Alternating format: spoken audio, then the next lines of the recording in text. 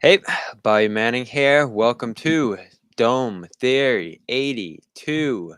And we have a great guest today, Mark Schindler from WNBA.com, as well as the Tag the Roll podcast, which is going to be going live tomorrow with Jake and Mark.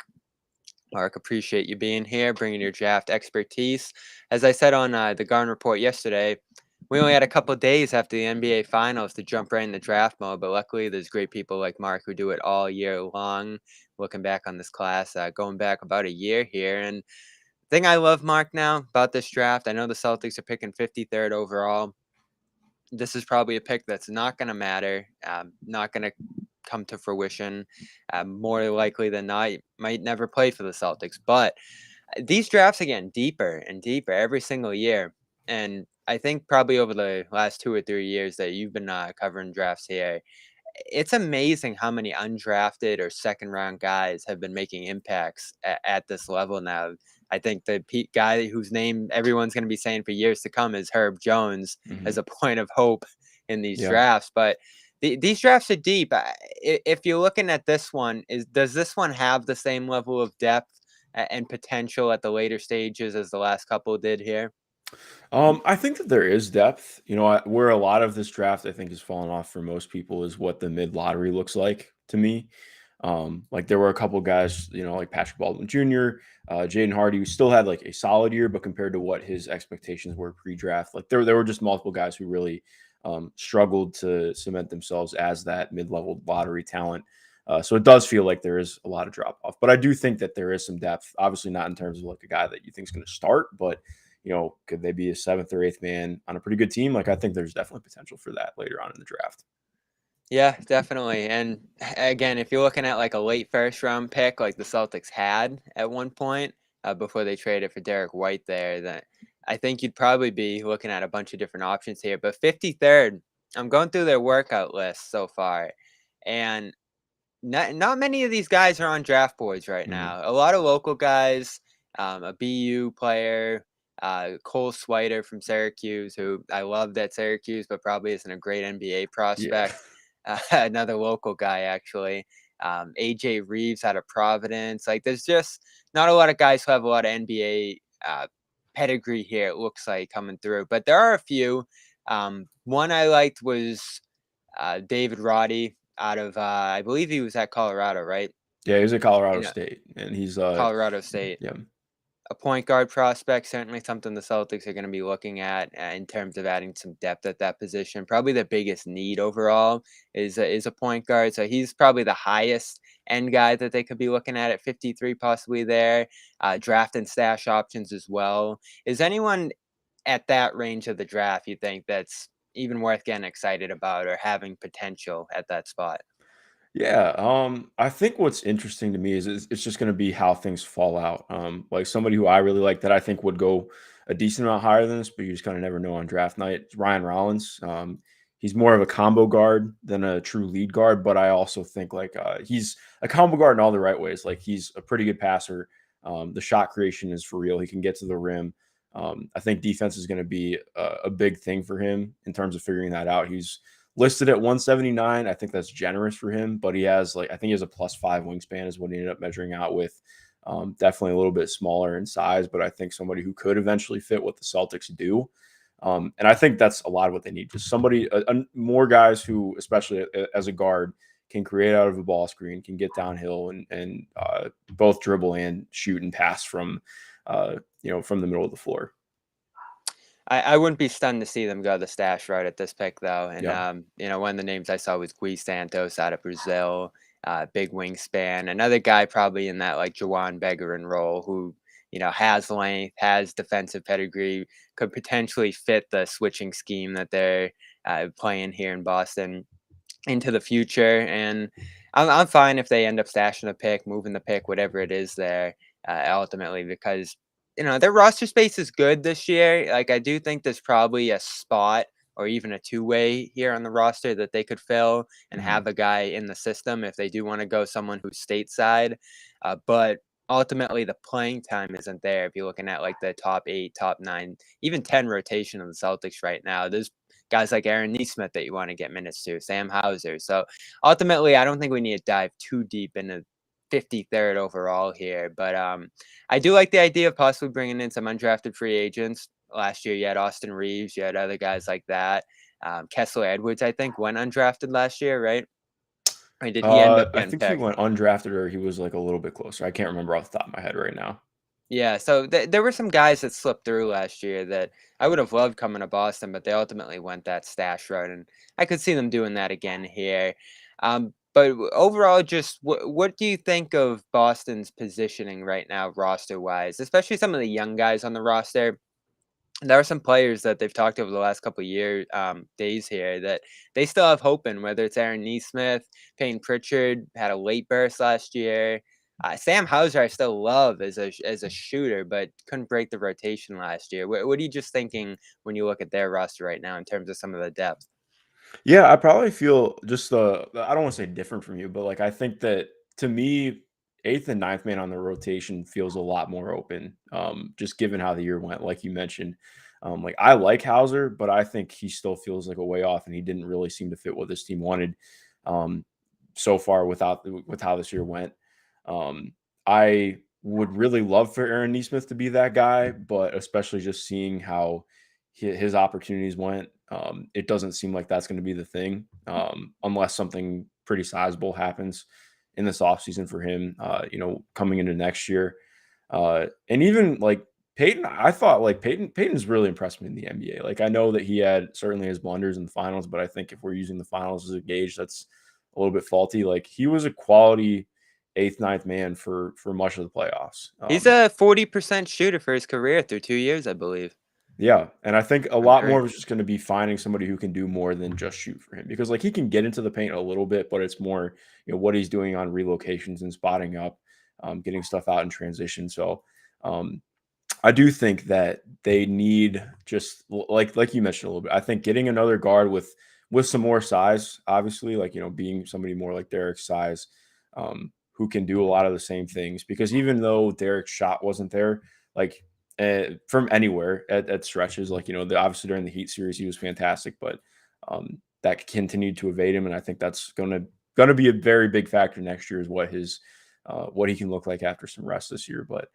Just getting another guard who can keep the ball moving, who can set teammates up, and will take shots without hesitation is going to be. I think that's still extremely important for them to find for, like the ninth man in the rotation. And that's why I still like Pritchard too, and I loved him as a rookie. He got that opportunity. There were some nights he was playing like 20, 30 minutes per game just because Smart was hurt for a stretch that year. Kemba was hurt pretty much that entire year. So there was a wide open gap at point guard. He was able to step in and fill. I think the key from last year was making the most of 10, 15, sometimes as few as like 5 to 8 minutes. Mhm. And he ultimately did a good job with that by the end of the year. And a lot of that was the catch and shoot opportunities or just keeping the ball moving as a bit of a transition pace guy and improving his defense too, especially at his stature. I think he's really gotten overlooked as a defender over the last year here. He can hold his own at that spot. Mhm. Neesmith, though, what happened? I mean, this is a guy who had major hype going into the 2020 draft there, a lottery pick, someone who could have maybe gone even higher, I think, remembering back than he did there. And the Celtics loved him. I think a couple teams right after loved them as well, just because of the absurd shooting numbers. And it was a small sample size that last year at Vanderbilt there. It really happened over a month or two where he got that like ridiculous 50% shooting line. But it hasn't translated. And at this point, you're looking at a guy who can't make a single three, never mind be a knockdown shooter. And the other areas of his game have improved, but that's what he entered this league great at, and now he's trying to get it back. And I guess when you are kind of that one-dimensional skill player coming in, if you lose any of that or it doesn't translate, you can pretty much end up falling off the map. And it looks like that's what he's on the verge of doing right now, unfortunately. Yeah, no, I think that's a really great point. He was, the year before I really started diving into the draft, he was that year.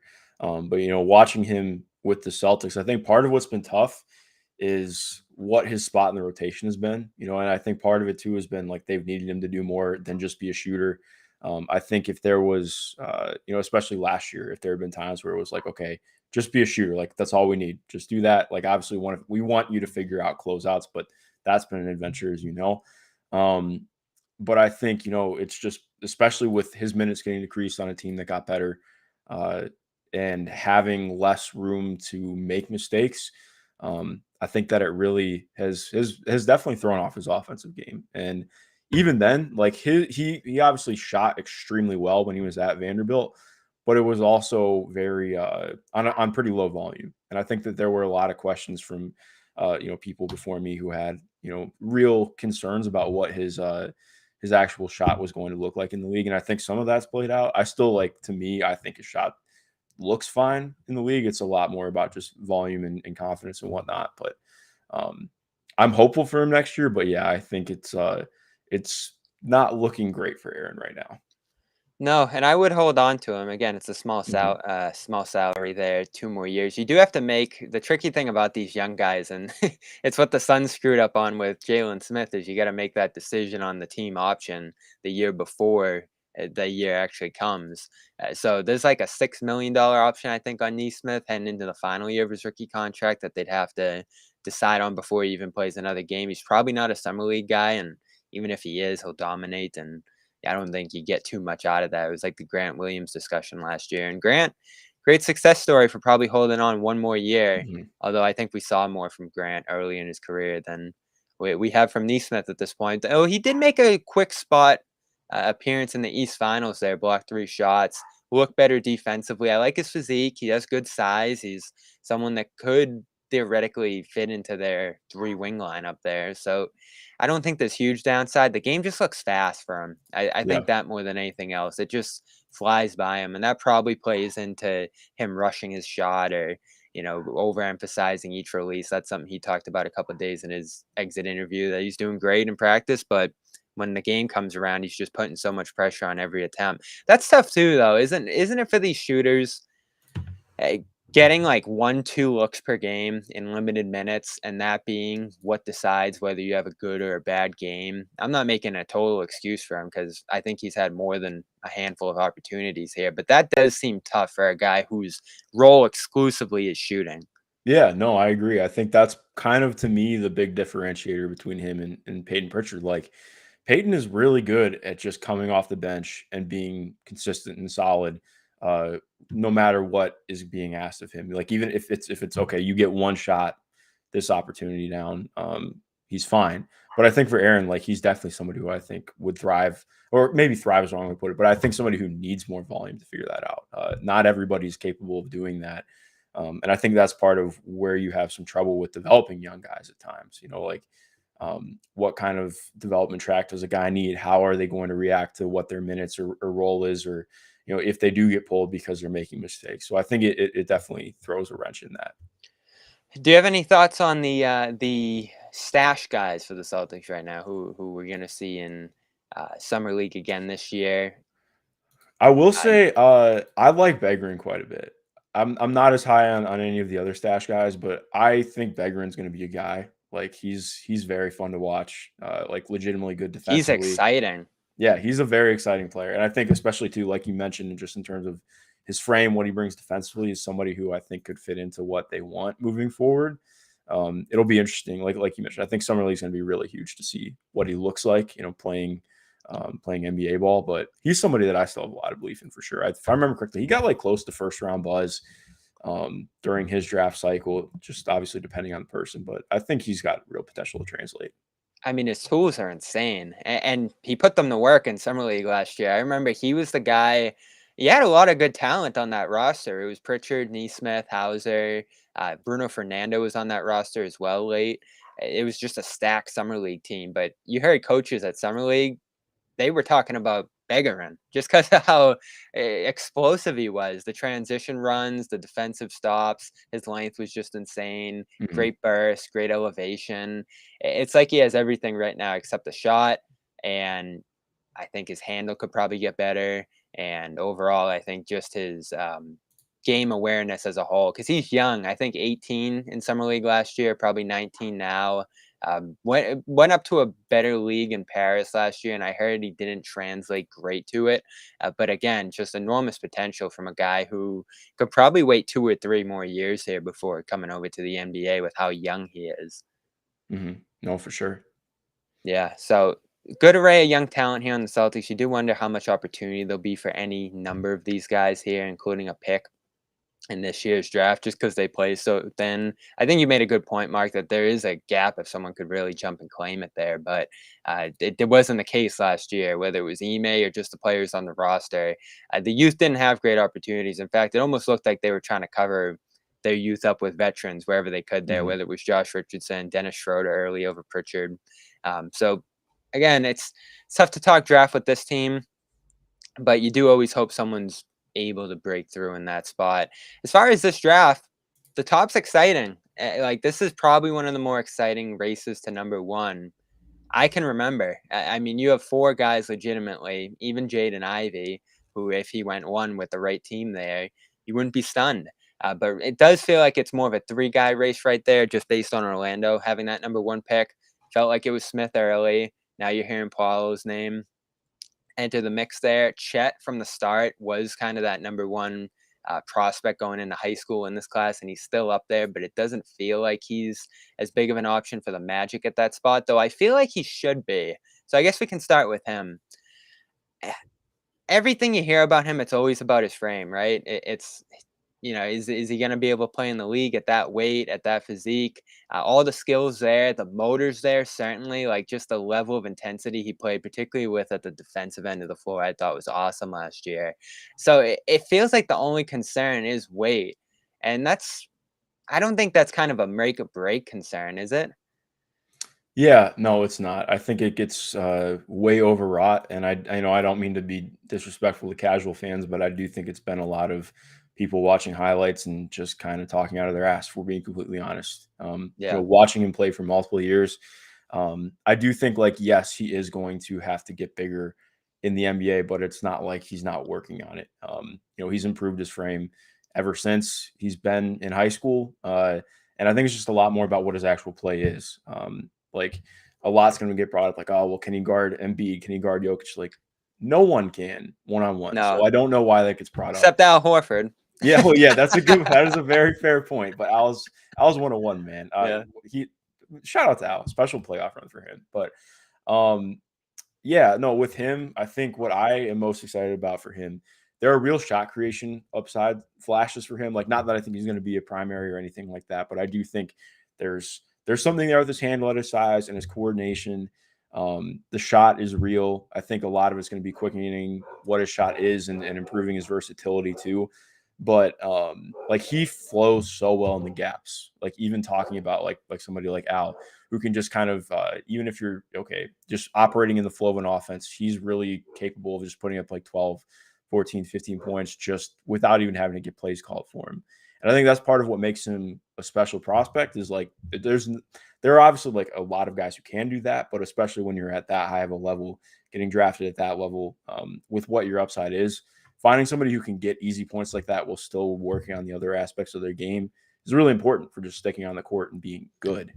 So I think that'll be important. But then defensively, I mean, I mean, it easily said that he's got the highest floor in the class as a defender, probably the highest ceiling as well. I actually would say Jalen Duren's ceiling might be a little bit higher, but just given athletic tools. But like his ability to sniff out plays and blow them up from without even having to be in the vicinity is incredibly impressive. His ability to just absolutely blow things up that don't seem possible is really impressive. I don't think that the ground coverage is quite like he covers ground well, but I don't think he covers ground quite at an elite level, which is like the only real hangup. But he's still an elite defensive prospect, especially what he does as a primary rim protector. Like somebody again, like much like with Rob Will, I think he's somebody who's really going to thrive. Hanging out on the weakest offensive option and mucking things up in the paint, really being active as a helper. I mean, to me, he's going to be an impact defensive player from game one. Yeah, and if you do watch his full games, and he's one of the few guys I'd say I did watch more extended at a more extended level this year, just because he was Mhm. at Gonzaga playing in big games. He has a motor on that end. Like if you were Yeah. gonna compare him to some of the skinny guys in the past, more tentative players, particularly on the defensive end of the floor, just because of their size, that's not him. Like he puts himself in plays, good movement overall. Again, I think he can probably get better at rotations and things like that, but just the tenacity he plays with at that end. There's a high energy level there that I Mhm. think makes up for some of the physical deficiencies he might have. And again, you're looking at length and you're looking at height there at that position. I think that's going to make up for weight as much as anything else too. You saw it in his block totals and some of the deflections he was able to create there. Like there's just so much he has, even when you consider what he doesn't have on that end of the floor. Now, do you play him at center day one? I don't know if that works. I don't know if people are going to be posting him up necessarily and going after him like that, even if you do. But that's why I like him at Orlando, because you have Wendell Carter, you have some other guys, Franz Wagner there, who can probably push him up position-wise and have a bigger rotation on the floor that's capable of being more versatile defensively as a team there. They were actually a sneaky good defense for being one of the worst teams in the league last year. I think they were top half of the league. So they have a good, I think, framework to put them into. And this is what's good about the drafts now too, is these teams that have been picking high-level guys for a couple years now actually have frameworks to put these players into. I'm not saying the Magic are a finished product or anything like that, but they actually have a number of guys that he could fit well next to there. The Thunder, I don't know. You might actually have to play him at the 5 there, and I'm not sure how well that goes. Yeah, I think to me, I'm not super worried about him playing at the 5. I think it's more like how I looked at things with Evan Mobley. Like I would love to see him play at the 4 early though, because I do think, especially offensively, it's going to put him in more situations where he has to work on perimeter things. Not that he wouldn't already, but I think like just forcing someone to play at the 4, you're going to be handling the ball more. You're going to be doing more on the perimeter. And even then, just defensively, like I think ideally for him as a defender, he's playing more at the 4. And to me, like he just is more of a forward or a front court player, I should just say. Like he's capable of doing both, but I think what he can do at the 4 alongside another player in the paint, like you mentioned, like him playing alongside Wendell Carter Jr. would be extremely fun. I love it. Yeah, It feels Wendell like we're is not going to get good, it, but man. Yeah, Wendell's yeah. so good. I'm biased 'cause, I did a feature on him at the end of the year last year, but I really like what you brought up. Like that Orlando team has a really good framework for just adding somebody, whether it is Paolo or Chet or Jabari. I think that it's a good foundation and framework for what they have going forward. Yeah, and it's a tough pick for them. Like, this is a team that picked Shaquille O'Neal number one back in the day. If you have the Mhm. number one pick, you wish it would be that easy. Instead, you're at a spot now where you almost don't want it, or you potentially want to trade back if you can, if you think you can get your guy at number 3 or number 4, number 5, whatever it would be. I don't think they're going to go in that direction here just because you have great options at number 1 that would be gone by then. But I don't know what they're gonna do. Maybe they're throwing smoke screens up here with some of this Paolo noise that's growing, it feels like. I like him as a prospect quite a bit. I mean, the offensive tools he brings day one are just enormous, but he's one of those guys it feels like that's in the best position to succeed right now, but maybe doesn't have the upside, the growth, the 5-year window there that some of these other guys do potentially in Smith or especially Chet. And I know Chet's the oldest of them, but I still look at him and say he has the most upside, the most well-roundedness of all these players to potentially become something great. But it does look like Banchero is in play to go number 1 right now. And if you watch him at Duke, it's amazing what he did, especially deep into the tournament there. What he can do for you right away offensively is enormous. But defensively, probably a few questions there. Just what's overall your assessment of him as a number 1 overall pick? Yeah, so I think I'd be a little bit higher on him than you are. I think that I look at him as somebody who No, has a I'm nice. high on him. Oh yeah, no, just I'm in just terms of like. comparing him to Chet. Yeah, no, for sure. So to me, he's my number one overall prospect in the class. Like I All right. think to me, the defensive concerns I don't really have. Like the effort this year was subpar to be completely blatant, but I also think overall, just watching Duke, like that was it wasn't just him. It was very much it was they used Mark Williams as a safety net pretty often on that team. It's funny too because he came up as the defense first prospect most of his AAU days, playing in the EYBL as well. And I think I look at him as somebody like he definitely has like in terms of just looking like other than Jaden at the top as a guy who has primary creator upside. Like he already brings that coming in. I think I would consider him the best passer in the class right now. On top of having the handle to really get where he wants to as well. But what makes him special to me is his ability to just do multiple things at a high level. Like I look at him, I don't love doing like comps, but he's like very similar in the way where you can look at somebody like Blake Griffin when he was in Detroit. He can be an elite roller. He can be a very good screener. What he can do running DHOs. He can run pick and rolls himself because he does have pull-up shooting ability. Something Sprinkle of that, yep, shooting there is key. yep, Like that's going to be a exactly. swing Yeah, factor, it feels like. yeah, what the shot gets to is going to be really huge for him. I'm pretty high on where it's going to get to. I think a lot of people have kind of dogged the mid-range stuff, but honestly, he was pretty good for mid-range last year, especially considering the variety of looks he was taking and what they were what the spacing could be at times. So I look at him as a pretty easy for me one of one in the class, and he's who I'd like to see the Orlando Magic take. Yeah, the infusion of scoring. It's a game of putting the ball in the bucket, and I Mhm. think he's gonna do that better than anyone else there at the top, especially with the ball in his hands, and that is something the Magic need as well, is sort of that engine offensively to get everybody else going there, whether it's, you could get some big-to-big action going between him and Carter. Those guards are certainly good shooters there. You have a primary and secondary playmaker in Markelle Fultz, who I'm still very high on. That team, for as bad as they are, like you said, Mike, they're a lot of fun, and they're a lot of Mhm. fun with a number of these different guys. So let's plug Jabari Smith in there and see how that looks. Uh, he gained so much hype during this season. I felt like I don't think we were talking about him. Again, you would answer this better than me as a number one pick potential guy coming into this year, but he just had such a great year at Auburn that he shot way up, didn't he? Yeah, no, it's funny because Jabari was somebody who really rose over the last year or two. Went from somebody who was really not a 3-point shooter at all in high school, playing in AAU and EYBL as well. But then he just had this massive explosion over the last year and a half, 2 years, becoming just an elite 3-point shooter. And this year was an encapsulation of that. Like he can get it off in any way, like coming off screens, pull-ups, self-created side steps, 1 to 2 dribbles, any direction, you name it, he's got it. The release is insanely high. It's really smooth. It's crisp. If you're contesting him, it looks the same no matter what. He's the best shooter in the draft, like without question. Um, where I do get hangups with him, I still think that he's one of the 4 best players in the draft. I just struggle a little bit with some of the excitement about him becoming any kind of a creator. Like I think right now, the passing is pretty bad for how much he has the ball. That's not to say that it can't improve, but I think he's always going to be somebody who's more of a mechanical passer.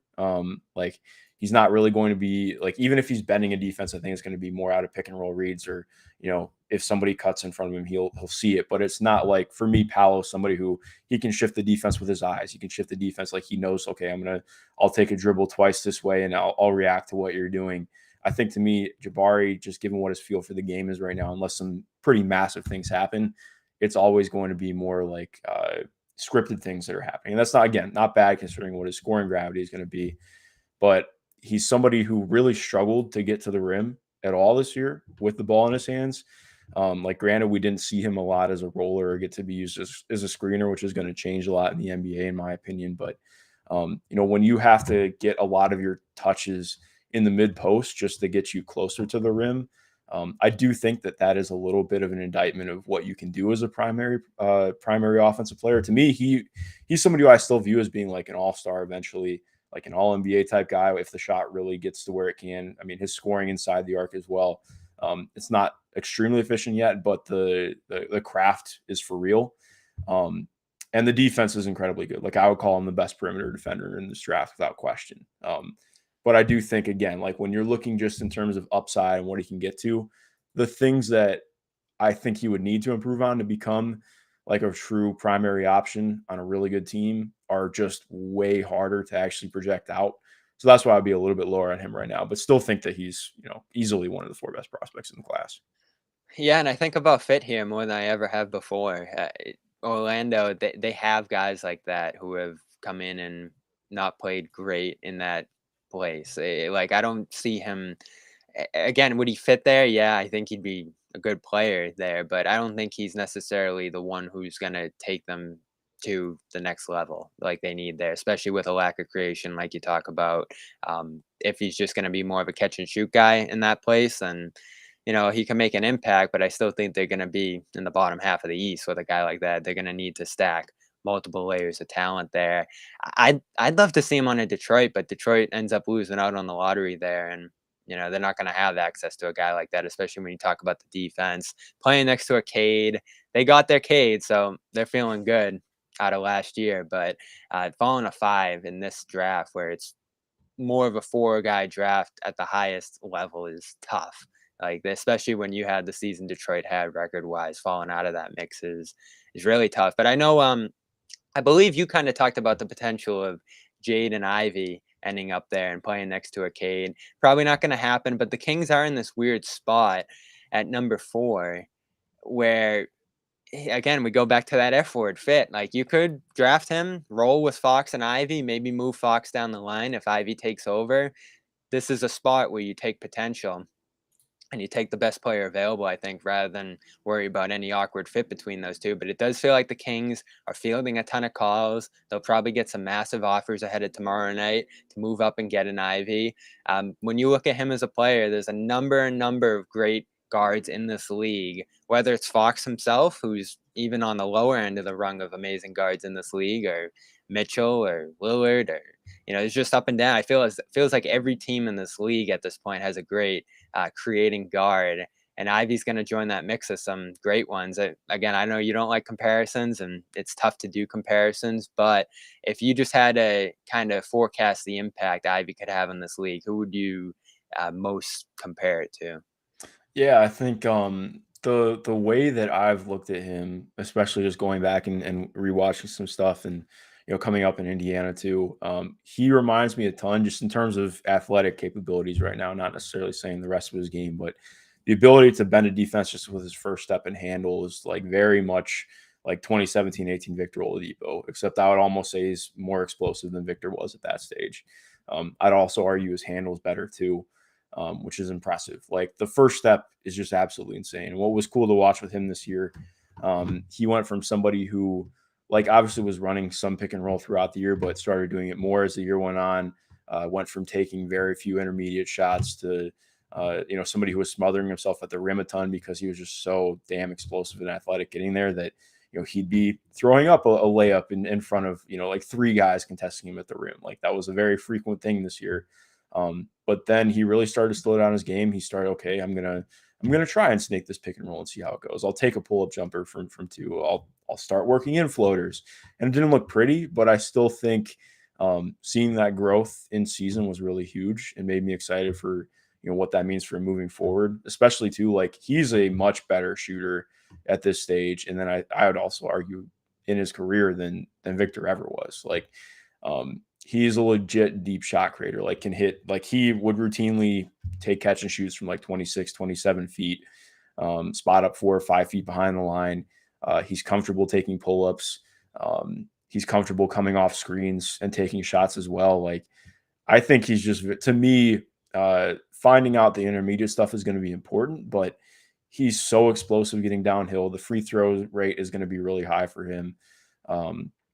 And the 3-point shooting is legit for me. So I view him like, honestly, I think it doesn't make a ton of sense for Orlando, just given what their guards are right now.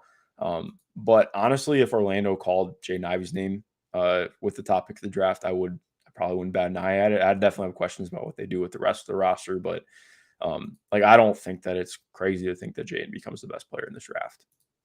No, and that's what's so tough about being number 1, Yeah.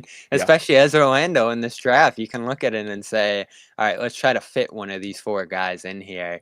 But if you do that, and even if it works, like this has happened in past drafts where you end up getting a guy, like I guess you could even say Phoenix with DeAndre Ayton. He fits great there. You make the finals with him. It looks awesome. But there's Luka Doncic at, a couple picks later. And even though you had Booker and all these other guards there, you could go back in time. You're probably taking Doncic and figuring it out from there. And that could certainly be what happens with Orlando here in Ivy. Fultz is great. Cole Anthony's an awesome, volume scorer, and you got a couple of different options there at that spot. But if Ivey's the best player in this draft, you are going to be kicking yourself if you're Orlando, looking back and saying, "Oh, we should have just taken him and figured it out." Especially if you're in the spot Orlando's in. Like they're in no rush to win. Just trade some guys, mesh up the minutes as you can there, and pick the best player. And this is where teams sometimes still get stuck here. And I love the idea of fitting a guy in. That's why I like Chet at that spot. But if Ivey's the best player in this draft, as you think he could be, they should pick Ivey. Yeah, I mean, again, I think it just really depends too. Like, how confident are they in Markel staying healthy? Which, granted, I don't know that you would have a lot of that. Like, I thought Markel looked like extremely good as the year went on once he got healthy. What's to me Cole Anthony right now, unless some things really change up, I'd still project him more as being a six man. Unless like if he can keep that efficiency he had from the beginning of the season, then I'm much more in on what he is as a starter. But I also think like you're mentioning, I think this team is in a place where they're threading the needle of trying to figure out, okay, well, we're getting close to having to be a good team. So like we can't really mess around with this one. We have to make this the right pick because this might be our last shot at having a top 5 pick as we're moving forward with this group. So I think, yeah, I mean, that's part of what makes it such a difficult equation is figuring out, okay, what is the right pick for us? Who is the right pick for us? I should say. How confident are we in developing what they have? And yeah, so it's again, it makes it a really interesting equation looking forward. Oh, it's going to be such a fun night seeing how this all shakes out. There'll be movement, I'm sure, of some kind. There usually is. I am interested in Detroit, though, who I love as a team. The Thunder, they'll probably get whoever's number 2 on their board after Orlando picks theirs. And then you have number 3 is who is picking number 3 in this draft? Houston, right? I Mhm. know they love Paolo.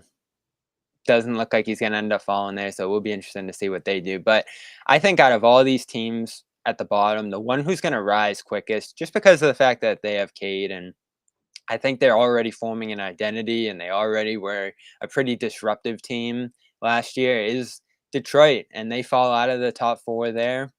They have basically their pick of whoever they want that's next there, unless they can try to move up and get one of those top 4 guys. There's always a gap there between the elite of the draft and what's next. But do you think there's anything below number 4 that could significantly help Detroit? If they get a guy who helps out, that's perfect because they already have their top end talent, it looks like. But is there any player below 4 that you think could drastically shift Detroit's fortunes? Yeah, I think to me, and I think a lot of people probably push back on this, but for me, with where I'm at right now, I'd probably take Jalen Duren 5.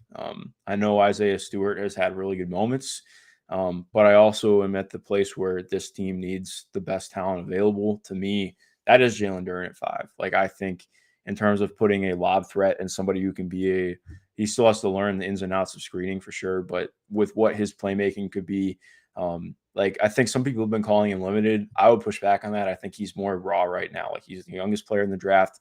He reclassed from 2023 to come and play at Memphis and really improved as the season went on, and his feel for the game really improved as well. Just finding more of how to fit into pockets. I think a lot's going to depend on what his in between game becomes because I believe in him as like a short role playmaker and being able to run DHOs. But what does his floater get to? What is his push shot like? Because if teams like we've seen with Al Horford or Rob Will, like, and I think that's something Rob Will still figuring out. Like, okay, if a team just loads up and says, okay, we're not going to give you the opportunity.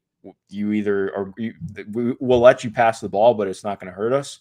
What happens now? And I know like Rob's like talked about working on a jumper this offseason and whatnot.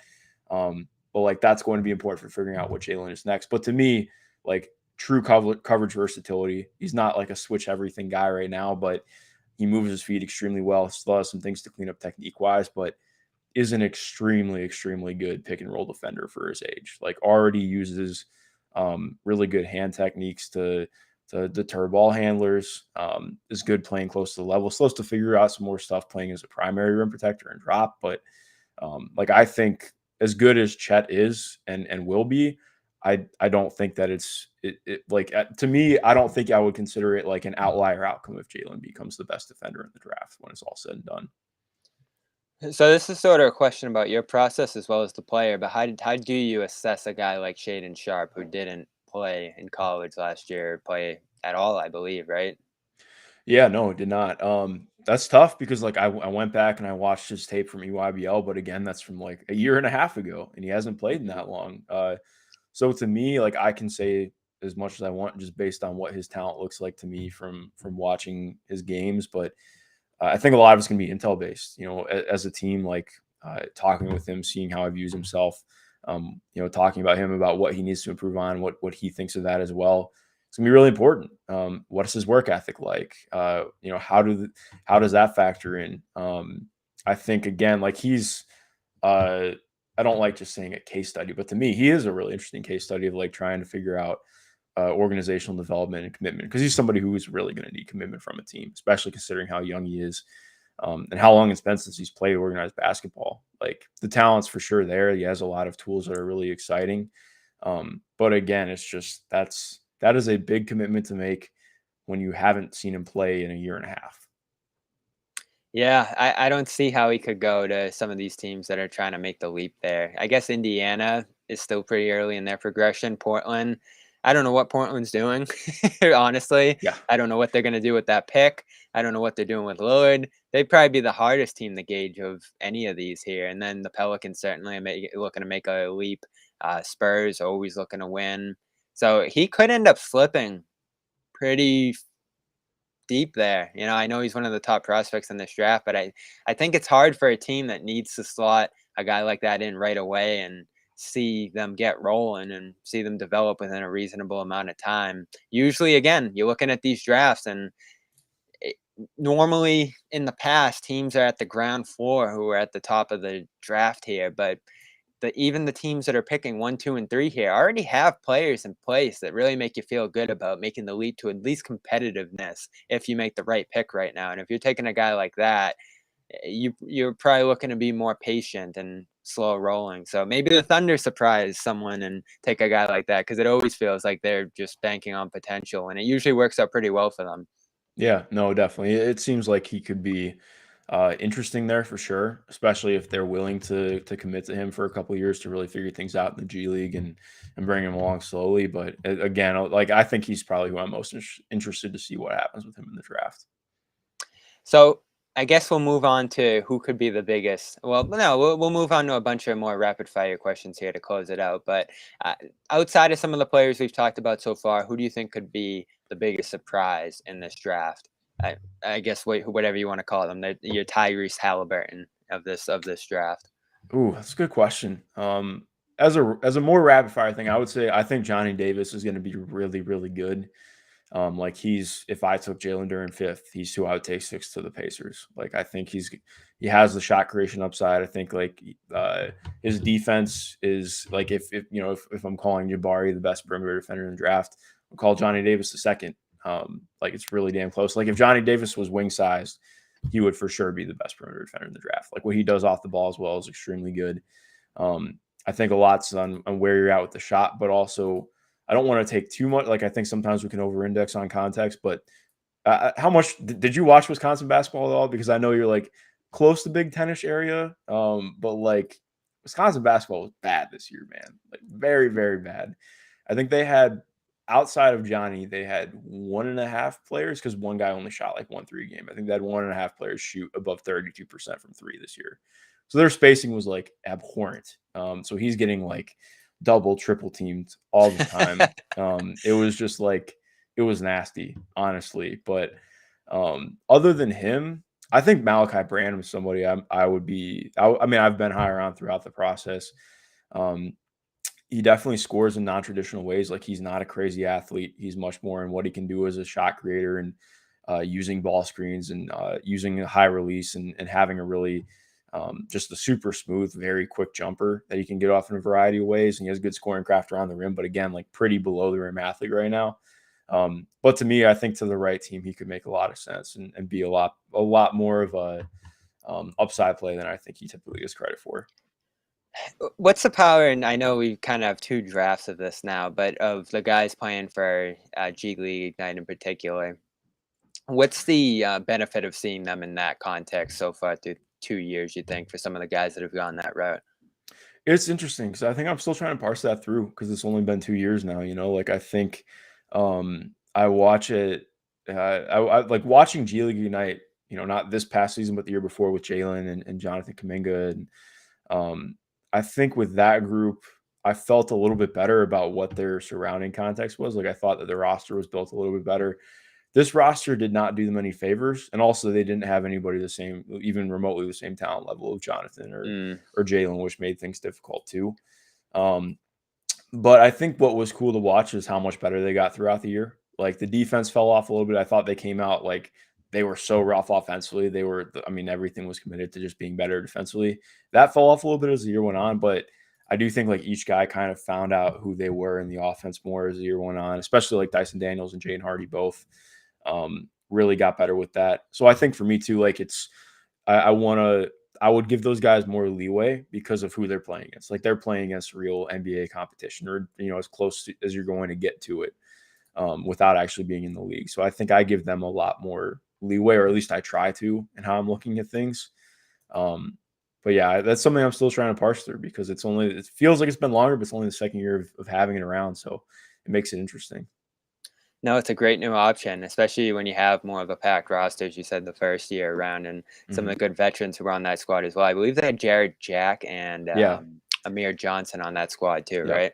Yeah, no, they did. Having I think losing Jarrett Jack was like the biggest thing for me that I struggle with this year because they really didn't have a true lead ball handler. Like they ended up running everything through Dyson Daniels, and um, I'm probably lower on who he is as a ball handler than most. Like he's a good ball handler, but somebody who was like fully running your offense in the half court was very tough at times. So I think yeah, like not having somebody like even Jarrett Jack at 36 playing in the G League was still good at organizing things in the half court and just making it run smoother. And I think that they really lack that this year. And this is going to be a thing in years to come as well here. I think this is really the first big year of this, but over time, having a program and, you're going to have Donda Academy coming up, right? Yeah, Like yeah, there's a couple of them springing up now, and this is the first draft, it looks like to me, where you have some real relevant prospects coming out of that overtime program, and you got some good film of them. And, there's certainly potential for some of the players that they were able to get, whether it's Gene Montero or whoever else. What was the value of seeing overtime? Because certainly a much different context there. yeah. No, it's interesting because I think a lot of people were harsh with overtime this year, to be honest. But I do think it's an interesting setting. Like I think it's a lot better because I don't want to saying that it's pickup sounds like demeaning and a little bit condescending, but like it is much more like a fast-paced, loose style of basketball. But I also think in some ways that's good. Like you can really see how a guy's reading the game. And I think that's important because for me, like I got much more into grassroots this last year and have done, gone on and done scouting trips during these sessions that have been going on in the spring.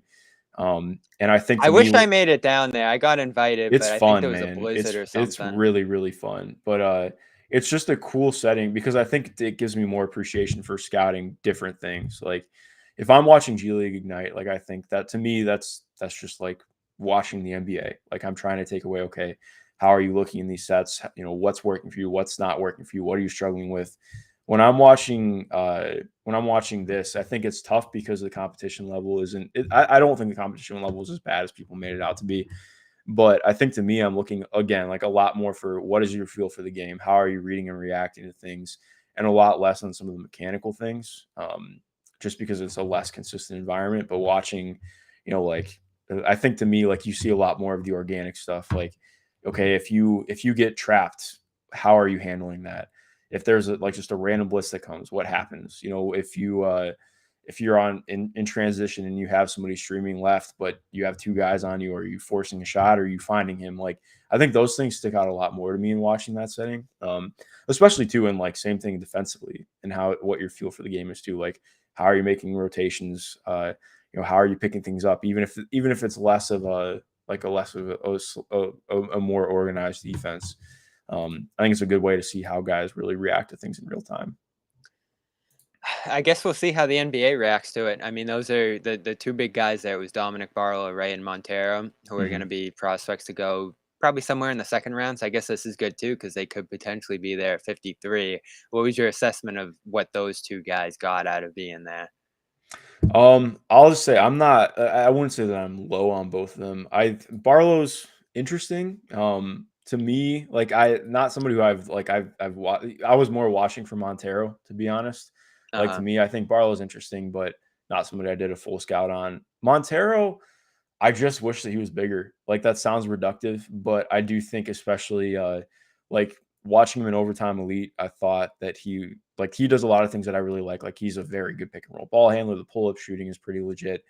And I think that that lends a lot of credence to how things are going to play in the NBA. But especially watching him in Nike Hoop Summit, which is like he was on Team World, playing against the Team USA squad. You just saw how small he really was.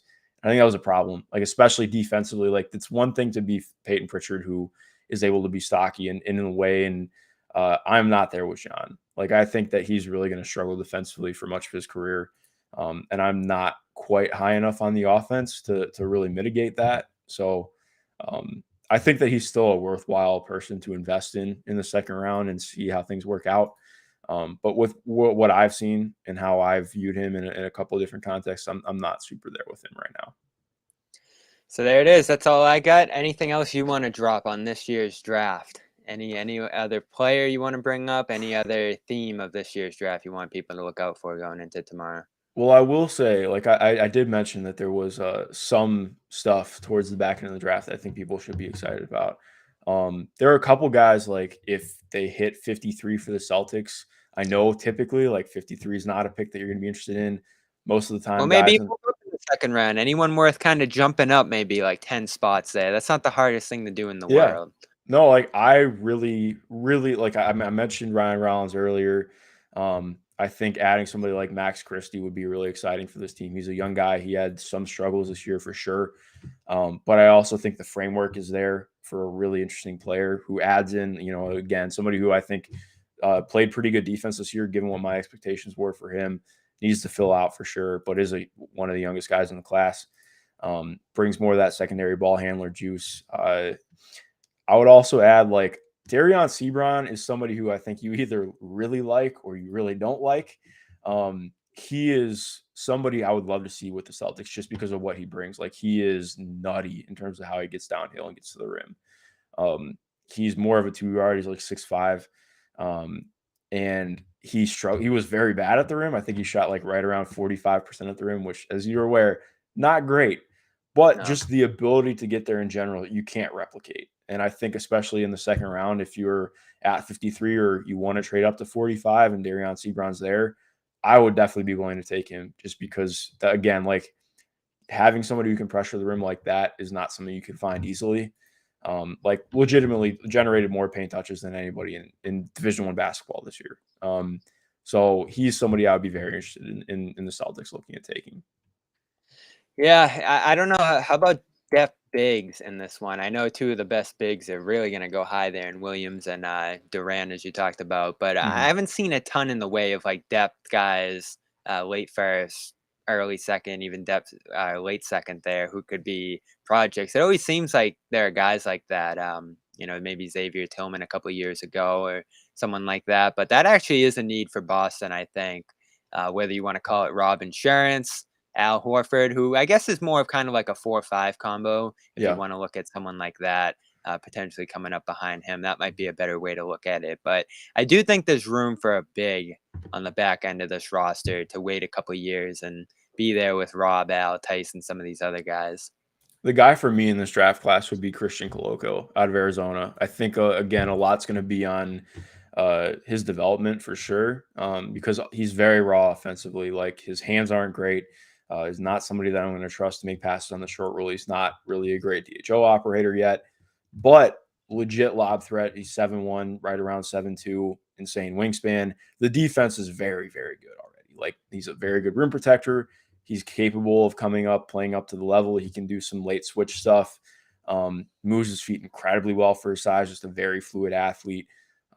He's not an awesome rebounder just in terms of boxing out because he's got high hips, but he's somebody like, especially of just adding somebody with more length, more size, who could develop into more of a just like okay, if you can develop out and really rep out some of the short roll stuff and what he can do. in terms of just being a lob threat and factoring in as like a 15 to 20-minute big off the bench. Like he's somebody I view like he could make an impact day one playing defense in the NBA. Like I think he's definitely going to have some warts for sure, and a lot's going to depend on how good the offensive players are around him. But I would view him as somebody definitely worth trading up for and taking in the second round. I love it. Lots of good options. They always seem to be if you can find them there. It's Mhm. not easy, but that's why I still feel good about the Celtics, even not having first-round picks. As undrafted guys, as deep seconds, more and more guys like that are starting to make an impact. Is the reason I've given to get more aggressive and move some of those first-round picks. But for the teams in the first round, Mark Schindler, great assessment, great analysis. I know you're doing a live show tomorrow. Where can the people check that out? Yeah, well, first off, I really appreciate you having me on, Bobby. This was fun, man. It's good to finally connect. You can find me on Twitter at MG_Schindler. We'll have a live Twitch stream going up at 7:30 tomorrow that I'll put up on there and over at our draft pod, Tag the Roll. So yeah, thanks for having me on, man. Yeah, great to have you. And we will be back tomorrow, maybe with another Dome Theory, talking to someone else about the draft here and getting some more information as we cram here. I feel like I'm cramming for like an exam or Yeah. something with this, Mark. So I appreciate you dropping some knowledge here. And, we'll have a live draft show as well over at the Garden Report, probably after the second round or right when the Celtics pick, late into the night there on Thursday night. I will not be going. Maybe next year if they have a first round pick, I'll head down. But, for now, we'll do this remote, head over to Summer League, see some of these guys in person, and get on with the offseason. Mark, appreciate it. Thanks so much. Hopefully we'll talk to you again here on Dome Theory soon.